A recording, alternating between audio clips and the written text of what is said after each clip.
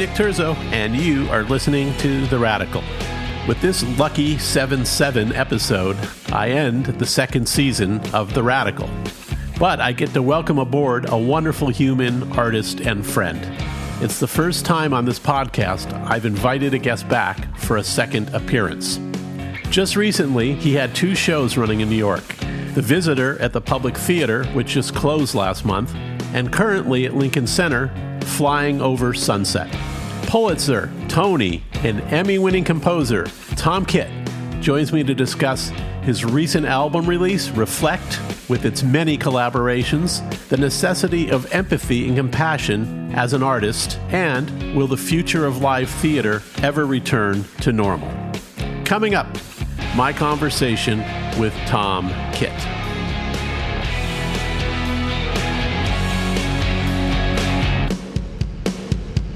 Hello, Tom. Hello, Nick. Welcome back. You are the only person to have ever been a guest twice in my 77 episodes. So that is quite an honor. Thank you for having me back. Yeah, you're on a lucky 7-7 episode. That's going to bring good luck to everything you do. I will take that. So since we spoke, it's been a year. The world feels different and the same at the same time. You managed to actually record and release a new record, though, called Reflect. Yes. And let's talk about that a little bit. So what did it take to put together that record? You have a lot of collaborations, which we can go through. Just talk a little bit about that process for you. Well, first there was the emotional process of just finding the strength to create something, because early on in the pandemic, I didn't want to do anything. I was really depressed and scared, and that kind of inspiring space that you work in, whatever kind of material you're creating, you have to operate in a place of possibility and excitement, and I just didn't feel any of that. And I had a conversation with my wife, Rita, who said to me, this is really a time for artists. You have to find strength to speak in this moment. And I also, on one of the few walks I did take early on, came across someone who is actually now, because I've spoken about this, reached out to me, and I'm actually communicating with this person. It's great that I get to actually say thank you to them. But he recognized me in the park and just said, Tom, I'm a fan, and your work means a great deal, and keep going. And I just felt like, well, here's somebody who has been affected by work I've made, and I can't disappear right now. This is a moment I should be making something. So I felt like I wanted to do a song cycle, but it needed to be much greater than what I was going through. There's so many people going through so many different challenges in this moment of the pandemic. And there are so many things that the pandemic is bringing on in people's experiences that need to be touched on. So I went out to a number of friends and just basically made a pitch to say, is there anything that you feel you want to express in a song? And if so, I'd love to write a song with you. Send me in verse, in poem, in essay, in monologue, just some writing about what you're feeling. And I took that and created a song for that great artist to then sing on this album that became Reflect. And some of those essays were my own. I have a couple of songs on that album, but that was basically how the album came to be. So it is a large collaboration. I always think of it as, Tom made his solo record, you know what I mean? But you saw it as a much more community and collaborative effort, this record. Well, I actually have, just for the pandemic, I signed a deal with Sony Masterworks, which, as you know, from my days where we first met when I was interning at Columbia Records, this was a dream of mine to be a label artist. And that album the deal that I signed was to create the Tom Kitt album. This kind of leaped over it. And I'm so grateful to Sony Masterworks, specifically Scott Farthing, who is a great friend and who I work with over at Sony. The moment I pitched this to him, he said, yes, we're going to make this album. And they did it before vaccines. We got into the studio in person, singers, orchestra, rhythm section in January of 2021, January, February, March make this album. So I can't say enough about not only being signed to this deal, but really supported to make a vision that I had come true. That's awesome. Talk about some of your collaborators. I mean, as far as performance wise here, because some I know, some I don't. So I'm taking the lazy host position that you're going to tell me about some of the others. Sure. Well, a couple are great friends from Jagged Little Pill, Lauren Patton and Elizabeth Stanley. And Lauren sent a beautiful essay just about the feelings of isolation, living in a city that's normally you're on top of one another, and what it feels like when that all goes away, and how do you make sense of that. Elizabeth sent this incredible 5-page poem that was kind of formatted in a certain way that brought about the music that I wrote, just a very sort of in a kind of musical trance and hypnotic tonality. Also just kind of a mood pop song that I've always wanted to write. And then there's my friend Adrienne Warren, brilliant in Tina. We met when we both collaborated on Bring It On.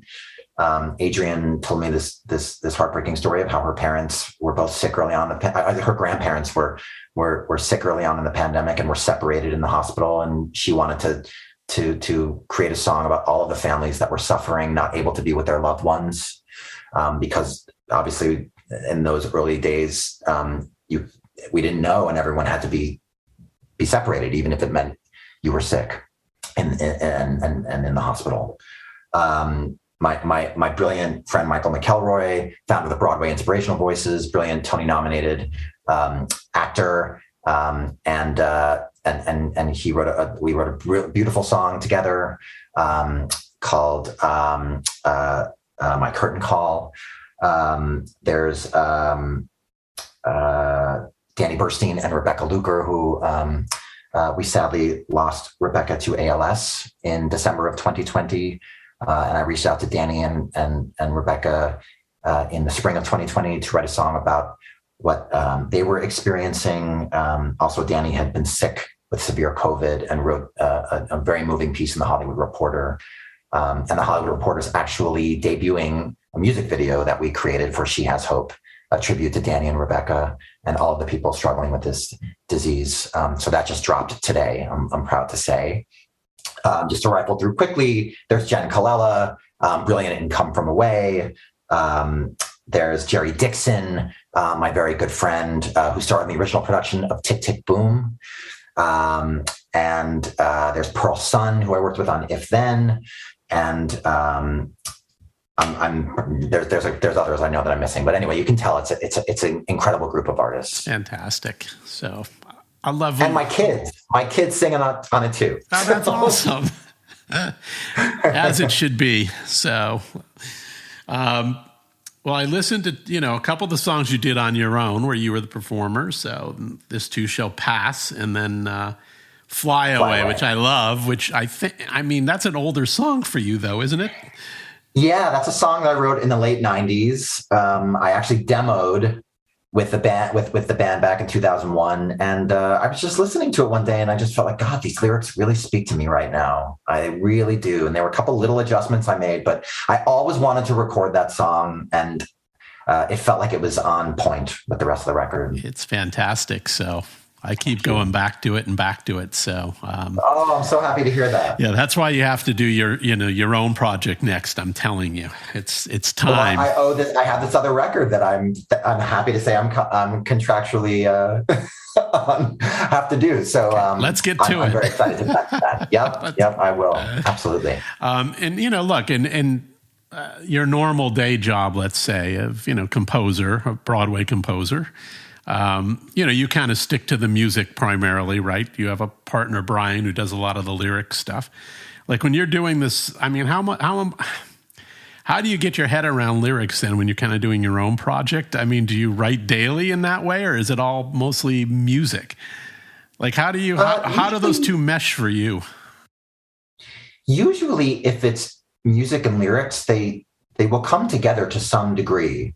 Because if I have a song idea, or even if it's like Reflect, where I was taking the words of these brilliant artists and creating songs with them, the lyrics just start to bring about music. And if it's something that I'm writing from scratch, I'll usually get some kind of hook, some kind of statement that goes with the first chords, first melody that I start to create. And then it's just a question of, okay, now I've started down this road. Where do I continue with? Do I start to create the lyric more, or do I want to just sit with the music? But it really does happen at the same time to some degree, which is wonderful, because you feel like both of these things are starting to have life at the same time. Right. And when, so hang on, I'm going to just jump all over the place here. So that's okay. So you have a new show that just opened at the Public in New York called The Visitor, an adaptation of the film, the independent film that was done earlier. So in that case, like Brian York, you was your partner in this, and was it Kwame Kwai Armal? Is that how you pronounce his name? Kwame Kwai Armal. So they're doing the book kind of in the lyric. I mean, how does that process work then? I mean, are you creating music simultaneously that they're doing kind of the book? I mean, how does that work in that process? The process with that was, I remember the first songs of The Visitor, many of which made it to this final version. We wrote fast and furiously. We were just so excited to get it up to a reading, wanted to see what it felt like. And Brian would send me lyrics. And I just remember I was writing a song a night, sometimes 2 or 3, because I just felt so inspired. And Brian had a fully formed lyric, and I sat with it and created the music. And then when you put that first reading up, you have way too many songs and way too much book, and you start to hone it down. But really, for any musical, it's like, what is that first burst of energy? Do you feel like you've got a show from that first batch of songs that you write? And it certainly felt that way with The Visitor. And I remember very clearly that first reading where we all felt like we were telling this beautiful story in the way that we want to. Right. And can we break it down? Because a lot of times I get in trouble because I feel people think I'm playing insider ball. So can you break down like the difference like between the book and kind of what the lyrics and the music are? Sure. And I will say first that the book, I think, is the unsung hero of any musical. It really is the lifeblood, and really a show's fortunes rest on the book and the story.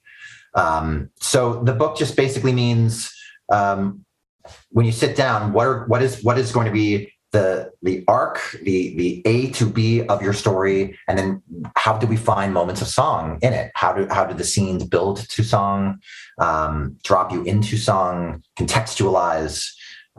So it can all be done at the same time, but as you start to hear it, you will start to have questions about, do we need the song, or is it meshing with the book in the right way? Do we feel like we've earned it? Is there more to say? Is there more, or the book and the song saying the same thing? So we have to streamline, but it's quite a process to really get everything working on the same level and feeling like it's cohesive, and really one is picking up where the other leaves off. Okay. That's a good explanation. I'll accept that. Thank you. So let's talk about The Visitor a little bit. Tom McCarthy wrote and directed the film version of this, who went on to win an Oscar, I guess, for Spotlight, right, or something? Was it Spotlight? Correct. And he did the station agent, right? And Richard Jenkins, who was the lead in The Visitor, was nominated for an Oscar for that performance. He was actually nominated. So I'm just curious, this thing exists. It's maybe a few years later. I don't know when you start a conversation around it, but how do you actually arrange the rights to adapt this? Or how does that idea spark with both parties? Well, I remember very clearly I was in Berkeley. It was the morning of the first time when I was working on American Idiot, and it was the first time we were bringing the cast and the band together to hear the orchestration. So it's a very nerve-wracking day for the orchestrator. My family also had just left me. My daughter was maybe 4 months old at that time, so I had to say goodbye to her and my wife and my young son, Michael. So I was very emotional, and I decided to rent Rachel Getting Married, The Soloist, and The Visitor all in the same morning, and like cried the whole morning. And there was something about The Visitor that just sparked a musical idea. I just felt like this was a story that I really want to tell in the theater, and I think it's a challenging and important story to musicalize. So my friend Aaron Harnick, who is a producer and I had worked with, I don't know when I mentioned this to him. My first call, of course, was to Brian, and Brian said, yes, absolutely. And then I don't remember how it came to Aaron, but Aaron is good friends with Tom. And so the idea was able to get to him pretty quickly. And happily, Tom was excited. And it all just went very easily because we all felt like this would be a wonderful thing to collaborate on and to hopefully take the story and be able to expand on it with song. And it went from there. I think the first songs that Brian and I wrote were in 2012. The first reading was in 2014. And that initial viewing of the movie was 2009. These things take some time, obviously, too much time in some cases, but the process of getting the rights and realizing that we could do this was really a beautiful process where everyone wanted the same thing. Great. And can you give us, because I don't remember the film that well, I'm not sure I saw it. Give us like a little synopsis of like the story and what has changed in your adaptation of it, other than music being. Well, the story is from the film. Richard Jenkins plays a college professor in economics who's just lost his wife. His wife was a very successful concert pianist, and it starts with his character's name is Walter. Is trying to learn piano and not really serious about it. He's trying to connect in some way, I think, to music and to his wife, and he's kind of sleepwalking through life. And he's asked to go down to New York City to deliver a lecture on a paper that he claims his name is on the co-author, but he didn't really co-author it. And he doesn't want to go.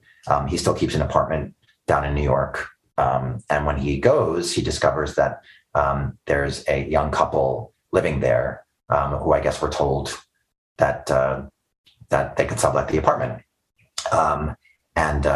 It's a young percussionist named Tarek and his girlfriend Zainab, and Walter and the two of them form a friendship. And as I mentioned, Walter's interest in music, he takes a great interest in Tarek's djembe, and they start having drum lessons.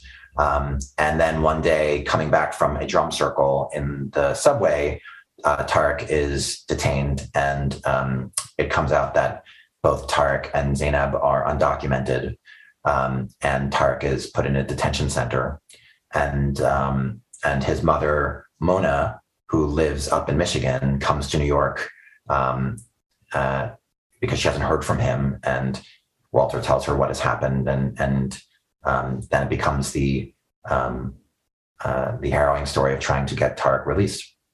And so it's obviously a story based in a very real and important issue of immigration.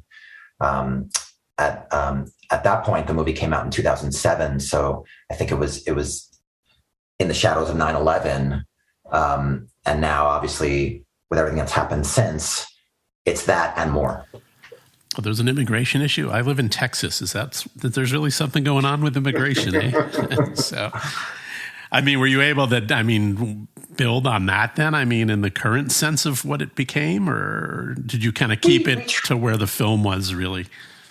Well, we both, and that's the thing about when you get to musicalize something, you get to write songs that with lyrical content that explores both the story and the now of the issue. And of course, any issue like that is going to be met with many different opinions and it will resonate in different ways with people. There's a passionate view of what's been happening, and we have our passionate view as writers. So I think that you both want to. We definitely were writing The Visitor. We were adapting that story, but we kept talking about how in the years we were writing it, that you can't catch up to the history of what's happening. You just have to make a statement about, a story that you want to tell as an artist. Right. Makes sense. So it's open to the public. Well, it ran its run has completed. It closed December 5th. It was extended a week, so now it becomes the we look hopefully to record the score, and the piece gets into the world and get to see other productions and what people will do with it. But it was an extraordinary experience. Incredible group of artists in the cast. It's quite a family of artists that came together to tell the story, and I'm just now on the other end of it. It's very emotional. Right. And I mean, how long did it run there then, did you say? It ran, started performances in October, and it ran through the first week of December. Okay. And I mean, doesn't this always happen? I mean, don't you have to get all these critical reviews? I mean, did that all happen? You just, that always comes with any art that you put out. And, for me, it's just birthing something is quite an endeavor. And sure is. It's a game that we all play with ourselves about how you put stuff in the world, and there's always going to be opinions about it. But I just try to stay in the gift of creating new work. Yes, that's awesome. And let me ask you a little bit, because I don't think the last time I spoke to you, we drilled down too much on this, and I kind of wanted to. I'm just curious because you guys keep coming back with new projects and back. And I just want to talk to you a little bit about your partnership with Brian, because, what makes that work? What makes that last as long as it has? I'm just fascinated by that, because I have too much ego. I think I blow up partnerships. I think I've mastered that. So I'm just curious what you guys have, what that bond is, how you do it over time. Can you speak to that a little bit? It really is marriage. Brian and I, and it's beautiful that I met Brian and my wife Rita basically at the same time. Rita introduced me to Brian and suggested we write together. And we went to a restaurant in New York that doesn't exist anymore. I'm sure you remember it, Grange Hall down on Commerce Street. Became other restaurants, but we went to dinner one night together early on. I think when we first got into the BMI Musical Theater Workshop, and we had a celebratory dinner, and we all signed a postcard that was basically our commitment to each other and to this dream that we'll get to Broadway one day. And like a marriage, it's going to have its ups and downs. It's going to have its moments where you have to just make sure you're always protecting it. And what's been wonderful is that Brian has this very exciting life now over in Los Angeles, creating beautiful work for television, and I'm sure film is part of that. So he knows that I have projects like American Idiot and Jagged Little Pill, or Flying Over Sunset, where I've been writing. I've been working with other collaborators, we support each other 100% in all of the things that we're doing, because we know that our lives have demands, but we always know, we check in to say, like, there's the stuff that we create together that we know is special, and is stuff that for us we know only we would do, and that it's a commitment and a passion for both of us to make sure we get back to that, even though there are things that pull us in different directions. So after all these years, we are there for each other in the most important ways. I can't say enough about how Brian has been there for me during the pandemic. That is lifelong for both of us. So there are those friends that you have, right? That years will go by, you haven't spoken to them, and suddenly the phone will ring, and you'll get on the phone, and then it's like, doesn't feel like any time has gone by. And that's how it always feels with Brian. Even if we've been away from each other for a little bit, we come back and it feels like we never left. So we have things we're talking about. There's a project that we're going to start that I'm really excited about. It's a dream of mine to have been doing. And there are many more that we're sort of ruminating on. So, but you have to just, it's the commitment and the protection and the grace that you give one another to say, there is never any doubt on the importance and beauty of what we do together. Awesome. I didn't know he was in Los Angeles. That was news to me. I thought he was in New York. Yeah. He's out in Los Angeles. 13 Reasons Why is his show, and he has a new thing that's been announced called Echoes that will be on Netflix as well. Oh, he went Hollywood. Wow. Just kidding. That's also been that's also been something that I know has been a dream of Brian's, to be working out in Hollywood. So I'm so proud of him, so happy for him. That's awesome. And so when it comes to projects, though, I mean, are you guys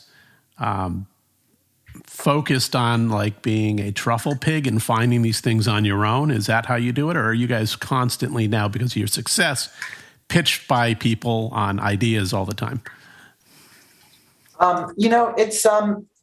It's kind of, we are self-generating at the moment. There are things that come our way.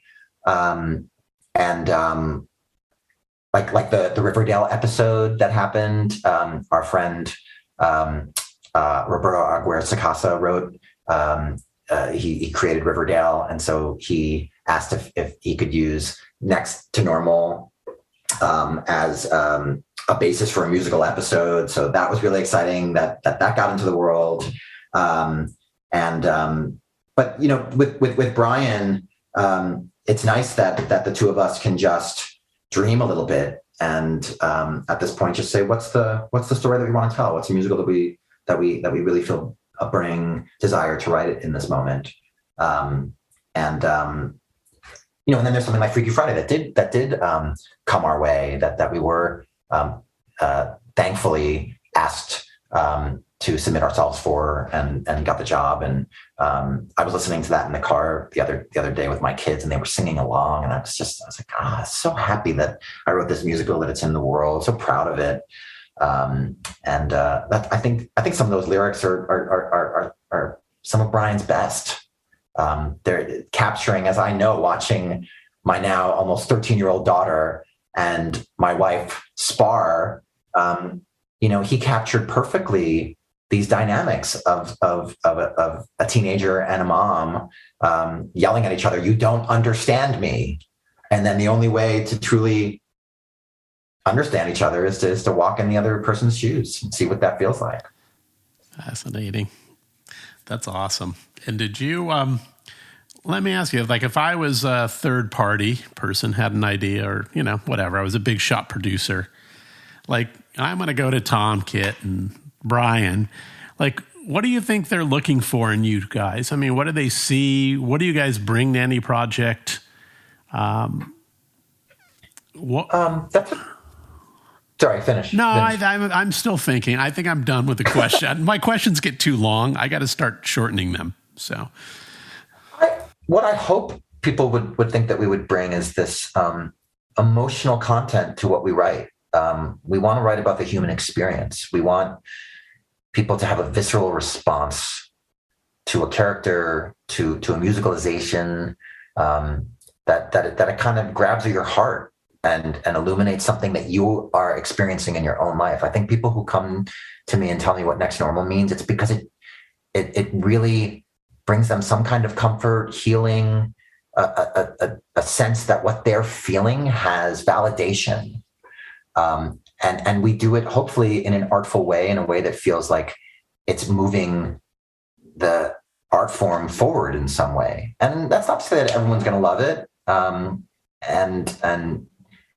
There will be different opinions about what maybe, it's not for me to say what people get from my work. It's for me to put it out there. But I kind of feel like if you're looking at Brian and I as being a voice that you want, it's because things like If Then, Next Normal, Freaky Friday, there's a human element that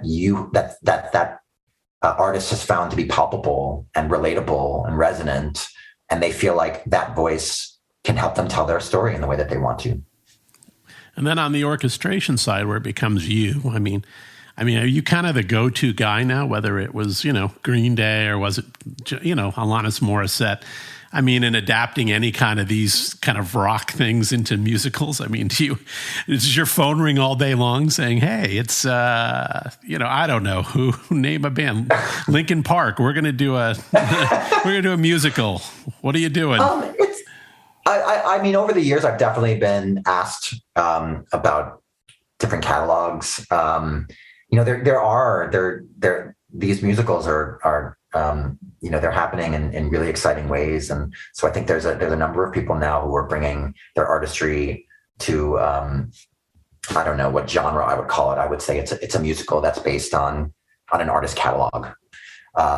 So I would hope that my work on American Idiot, Head Over Heels, Jagged Little Pill, for the people that have been fans of that work, can show that what I've tried to do is not just say we're going to put up, the album exists, the songs exist, but to make something for me that's worthy of adaptation, there has to be some kind of new life to it, a new birth to this brilliant material, because there's a new story, there's new characters, there's new sensibilities, tonalities. So what's going to make it a musical theater score? So I think the people that will call me for future projects like that are going to say that, yes, that successfully, for me, made those songs feel new for the theater. And I feel like that's what this musical is going to want. So, So if people have felt that I've done that successfully, then that's quite a compliment, because the stature and the brilliance of the material that I've been asked to take on. Yeah. I'm just curious because in the current atmosphere where, all these music catalogs are being transacted for huge amounts of money right now. And, now the new owners are going to have to figure out how to get a return on that investment. If more of that isn't coming, you know what I mean? Is those guys try to figure out how to exploit, I hate to use the word, the thing they just invested in. It's like anything. I think what I've learned is that lightning really does strike unexpectedly. And, because one thing worked doesn't mean that, there really has to be a strong creative element behind something. I mean, yeah, there are things that you can say, okay, this was popular. This is known. So we're just, we have a surefire thing. I mean, but especially for the theater, it's years. And there's just great uncertainty in timing, in how it's going to be viewed in this art form. So I think that I always just try to really investigate how I'm going to add my voice to something, and to put those dreams of success and something being a surefire hit to the side, because all you can control is your process. All you can control is how you make something, and then you put it out there, and then it's totally out of your control. So yeah, I think that if you're really passionate about something, and there's there's one possible one that I might be working on, and it's music that I've loved my whole life, and it's music that spoke to me in the pandemic, it's just going to make me happy if it ends up happening. Okay, we won't curse it. I'm not going to twist your arm to tell me who. So, can I start guessing? No, well, apart from the podcast, yes. Okay. Damn. So, and I mean, do you ever see yourself kind of doing something where it's like an original movie, a film, like that's based on a musical, not even based on a current musical? Let's just say it's a new idea. I mean, do you ever see writing in that format or that medium? Yes, I would love to do an original movie musical. That's a dream of mine. I've had some ideas, and one in particular that came up during the pandemic that still is in my brain that I would love to see through at some point. I mean, there's obviously been an uptick in interest in such things. We'd say, yeah. Absolutely. I mean, I caught you in the audience on Tick, Tick, Boom when I was watching it. Oh, that was such a special thing that Lynn did. I mean, the endeavor itself to, Jonathan, obviously, I'm I will always be sad that I never got to know Jonathan, but the Larson Foundation resurrected Next to Normal. They gave us a grant in 2004 to do a workshop at a time that the show was kind of dormant. So Jonathan, his legacy has had a huge impact on my life. And then, Lynn to not only make this beautiful film, but to do it in COVID and to bring us all together safely. Because this was we shot that scene in November of 2020. It was right after Thanksgiving. There were no vaccines. So all of these artists were in a theater with face shields and all this protective gear. And then we would go down and we would shoot our scene, and there would be, okay, timer, go. We could take our masks off for a certain amount of time, socially distance. And you didn't, we ate lunch together in this hall, this great big space. We were all socially distanced. It was silent. Oh, just like having our box lunches, and it was this great comfort that we were all together. The sadness that we couldn't be, emotional with each other in the way we wanted, but like how Lynn brought all these artists together. It was beautiful, and I'm really so honored to have been a part of it, and so happy to see how warmly the movie has been received. It's just a testament to Lynn, to Jonathan, to the brilliant people that made that film. As I said, I'm really honored to have been this small piece of it. Yeah, it's funny. When it came out, my friend Marco said, how was it? And he told me, and I said, I really want to see it. And he goes, do you know it's a musical? Knowing me.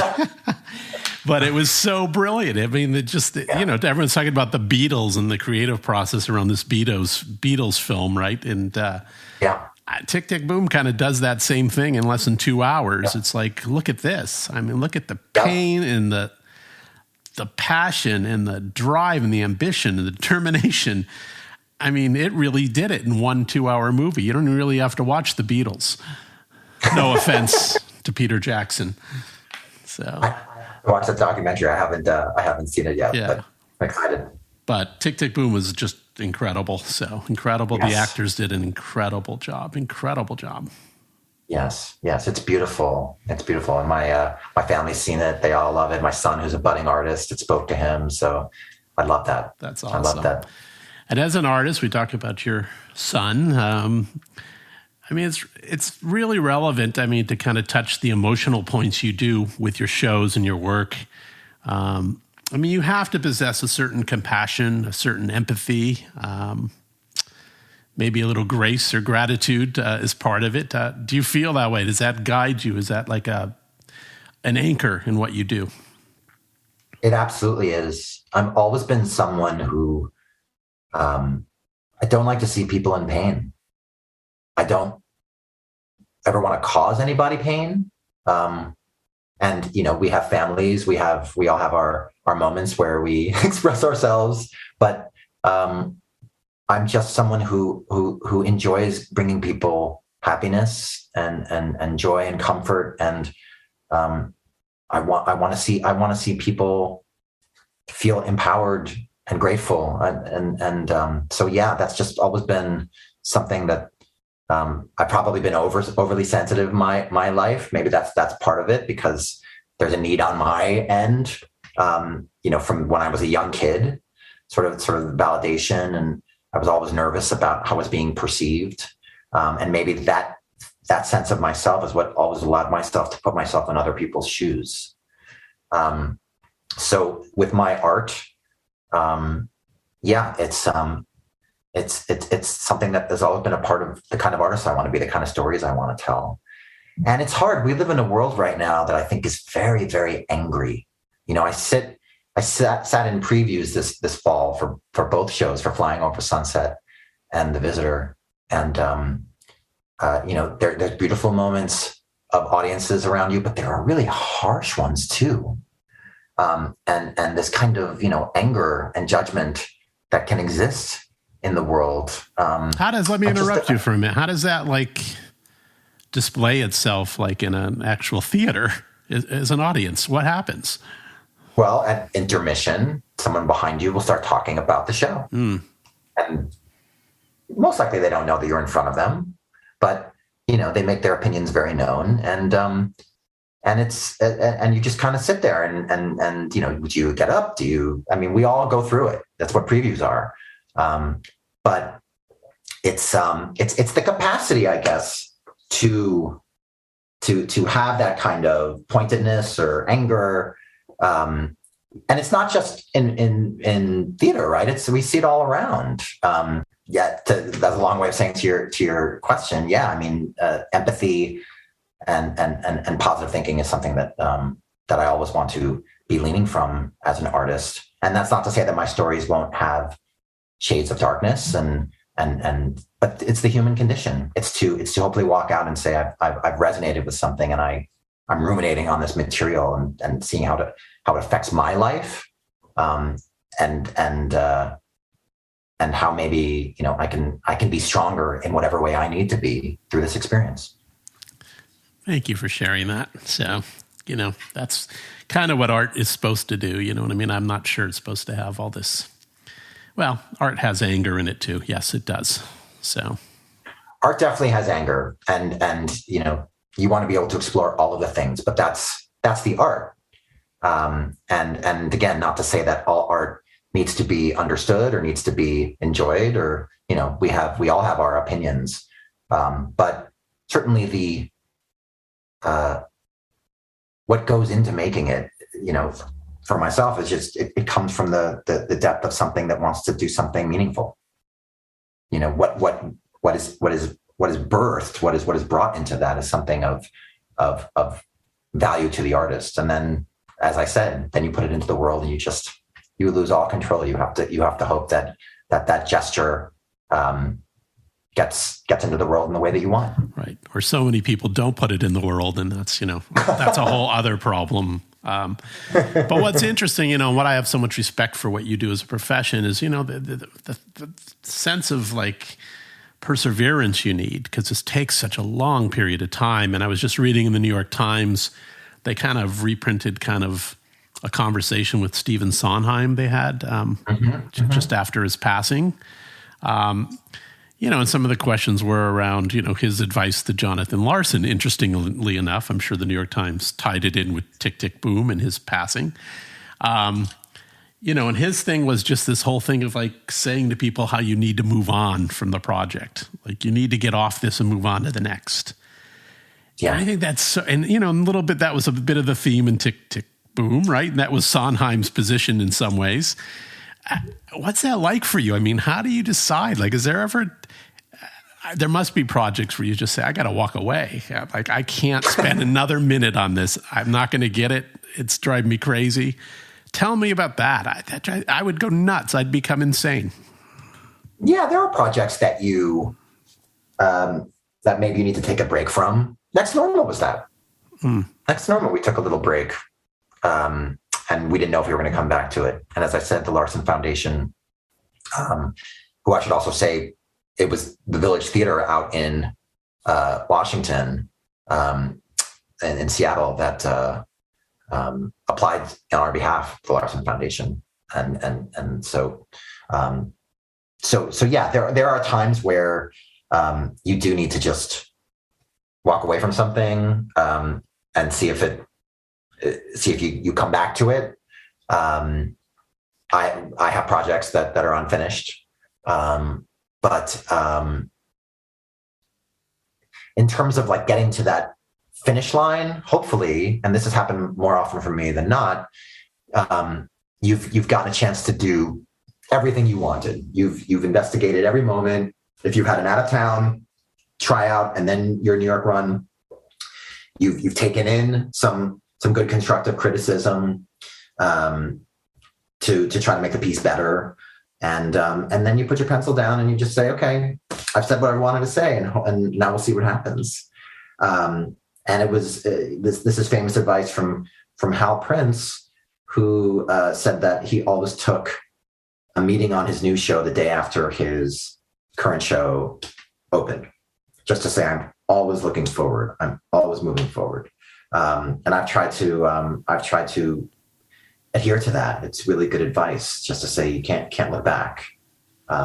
You can wallow, you can be sad, you can be disappointed, but are you going to judge everything going forward based on that, or are you going to just say, no, I'm in it for the long haul? And there are lots of things that I'm still committed to telling, even if it means that I have to pick myself up. Hopefully you can just bask in something, but I've been through all of it. I've been through the moments of joy, and I've been through the heartbreaking moments, but I haven't wavered on my commitment to the next story that I am going to be telling. Yeah, and can you, has there ever been an example where you've put something in a box and forgot about it, said, look, I've put enough effort, I'm putting this in a box, and then something miraculously sparks in your brain where you kind of, oh, that's the answer. I'm going back to that box right now, and we're going to figure this out. Does that ever happen? I could actually, it's happened on I don't know if it's a show besides Next to Normal for that time, but there was a song that Brian and I wrote for something that was just sitting on my iTunes playlist or my library. And we were trying to write Idina Menzel's big moment for the end of If Then. And I just stumbled across it in tech one day. And I sent it to Brian. I said, is this anything? And he said, oh, yeah, that. So I fleshed that out, and that became Always Starting Over, which is Idina's big song at the end of the show. So yeah, I just happened upon that music that then became this song that I'm incredibly proud of. That's awesome. So what future projects or future things can you speak about here? I do this to you every time and try to push you to go over the line and tell me something you shouldn't. Well, there is the Tom Kit record that I'm very excited to make. And I call it, without saying that I could ever equal this, but I call it my Born to Run, meaning that I just want to create like a big, majestic, anthemic pop record that will hopefully be, something that takes a lot out of me and feels like it's a grand gesture of some kind. So that's on the horizon. Also, Almost Famous, which I'm very excited to put the pencil down on that. Is that going to open soon? Is that going to open on Broadway now? It wasn't last time we talked. We were in La Jolla doing kind of. Yeah, so it had its out of town tryout just before the pandemic in October of 2019 at the O Globe Theater in San Diego, and it went well. So the plans are to bring it to Broadway. There are no specific plans yet, but I think it's something that will happen hopefully soon. And so that's happening. I can say, that Brian Yorkie and I are working on a project, sort of a television project that will basically be the story of all my years playing piano bar. So I'm really excited about that. There's a lot that happened over those years that I think will be very, very much fun to dramatize. Brian calls it, I love this characterization of it. He calls it the quarter life crisis show. So we'll be that's something that we're working on. And those are sort of the specific things.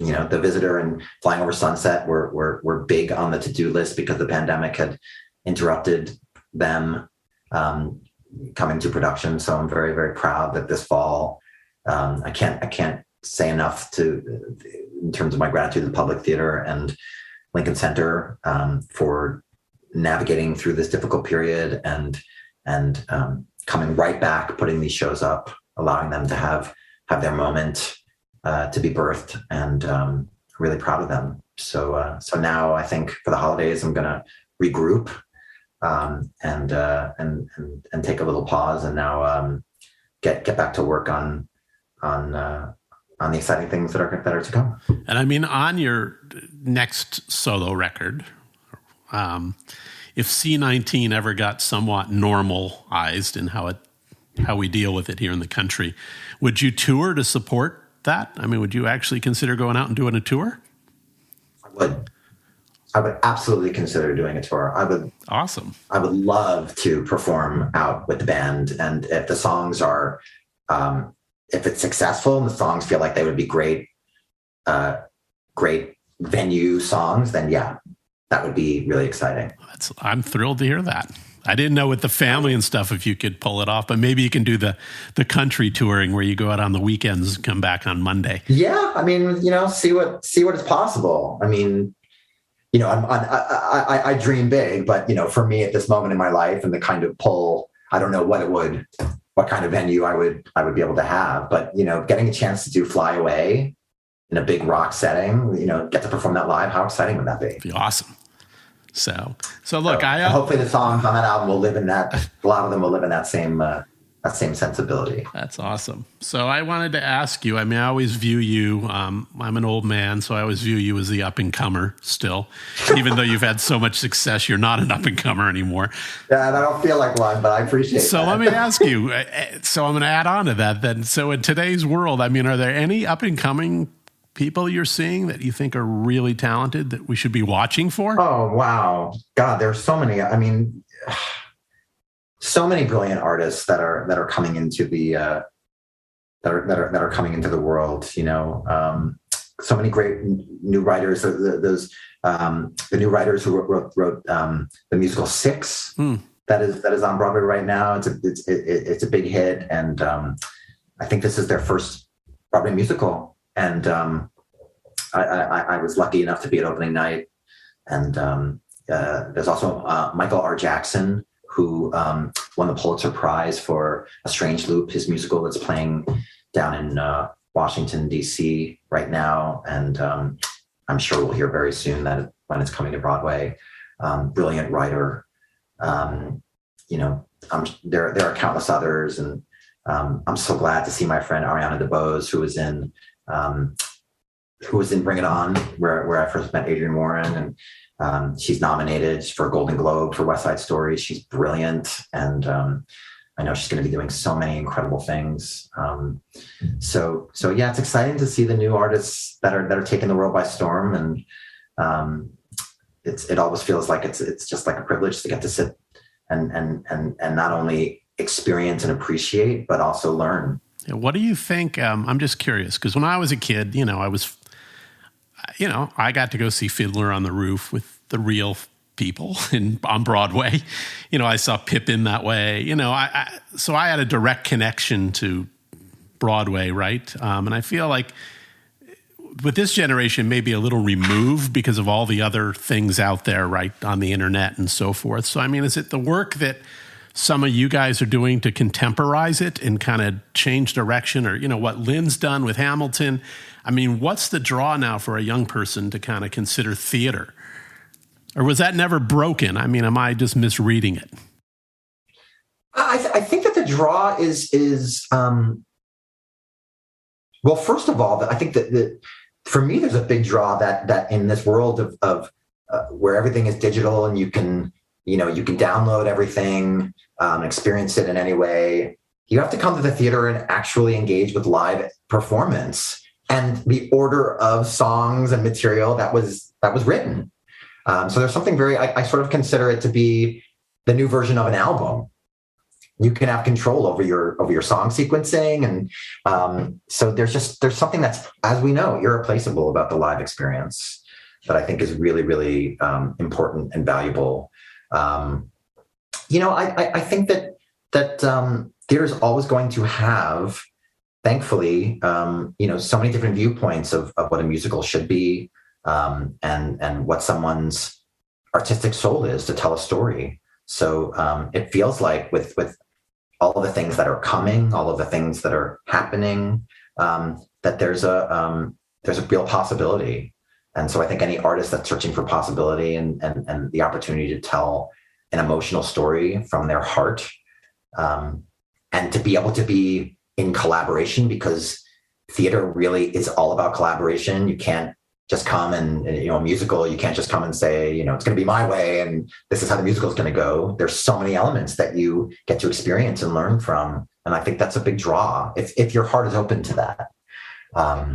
Because I came into this business as sort of in in one sort of state as an artist, and I've changed so much through the people that thankfully have joined these collaborations. So it's a huge draw. Anything's possible, and you're going to really experience a lot and learn a lot. That's awesome. Yeah, I'm hoping so, because I just think, Broadway went down this path of a lot of revivals and stuff. And, look, I guess they have their merit. I'm just not a fan of that. That's not what's going to draw me to go see a show anymore. You know what I mean? I need something new, different, challenging. A revival ain't going to do it. So in my mind. Well, the revivals, though, like, when they're, the revival, I think at the core of it, like you look at what Oklahoma did, it was unbelievable to see the recreation that happened. The revivals that come to Broadway. I mean, there's a real sense that there's going to be a new exploration.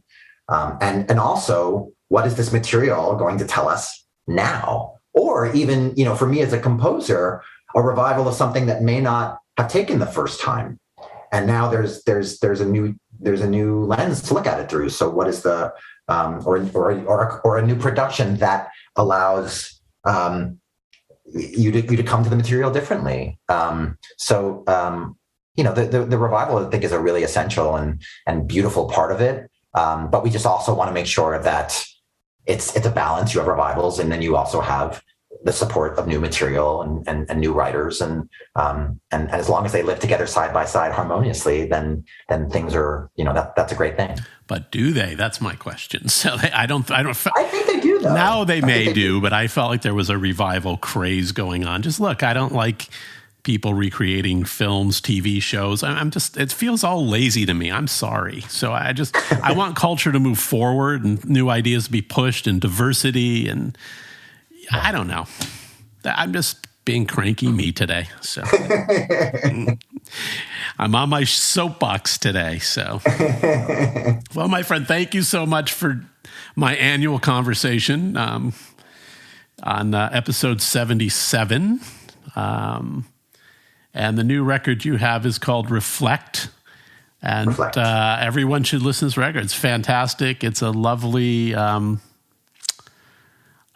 it's a lovely representation of all the kind of pain we've been through the last couple of years, I guess, is what I would say. So thank you, Nick. I appreciate that. Thank you. And happy holidays to you and Rita and the kids. So thank you, and happy holidays to you too. Thank you. Stay healthy. You too. Thanks, Tom. Thank you for listening. This show originates from the podcast capital, Austin, Texas. My producer is Sean O'Neill. Visit theradicalpod.com for updates and even some merchandise. Also, please subscribe at Apple, Spotify, Stitcher, or wherever you listen to your podcasts. And I also ask that you please share episodes with your friends so we can continue to grow our community.